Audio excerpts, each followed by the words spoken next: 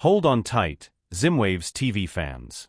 With fewer than 1,000 subscribers and 4,000 watch hours, we're back with a breaking story that exposes the cracks in Zimbabwe's justice system. And now for the real headline. Welcome to Zimwaves TV. Here is your breaking news story.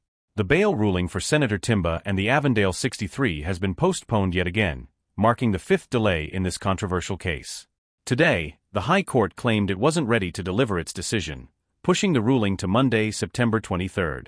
This latest excuse is just one in a series of delays that have kept these political activists behind bars for a staggering 94 days.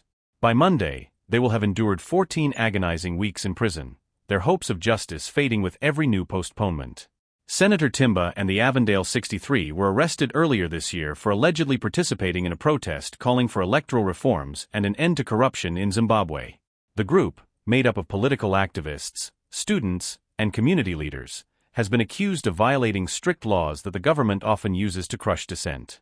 Despite evidence showing that the protest was peaceful, the state has relentlessly opposed their bail applications, with each delay bringing a fresh justification.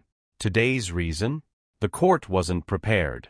This repeated stalling is becoming all too familiar in Zimbabwe's justice system, where the government's approach to cases like these mirrors a disturbing trend: arrest first, investigate later.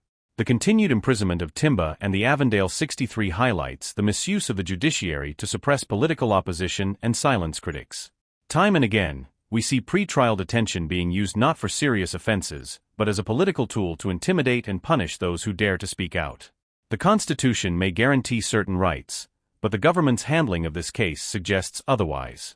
For those behind bars, the cost is immense. Many of the activists are regular citizens with families, jobs, and responsibilities that have been left in limbo. Some have reported worsening mental health, while others are struggling with physical ailments due to the harsh conditions of Zimbabwe's overcrowded and underfunded prisons. Their continued detention, without a conviction, is a violation of international human rights standards, which Zimbabwe claims to respect. This case also casts a long shadow over the independence of Zimbabwe's judiciary, a system increasingly seen as under the thumb of the ruling ZANU-PF party. Delays in cases involving opposition figures and activists have become all too common, raising concerns about whether justice in Zimbabwe is truly blind, or if it serves the interests of those in power.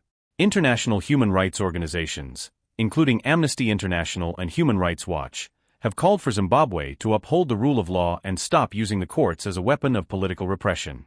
Yet, despite these calls, the government appears determined to continue its crackdown. As we approach Monday, September 23rd, the question on everyone's mind is whether the court will finally deliver its ruling, or if this will be just another delay in a case that has already dragged on for too long. For Senator Timba and the Avondale 63, it's another agonizing wait for a justice system that seems in no rush to resolve their plight.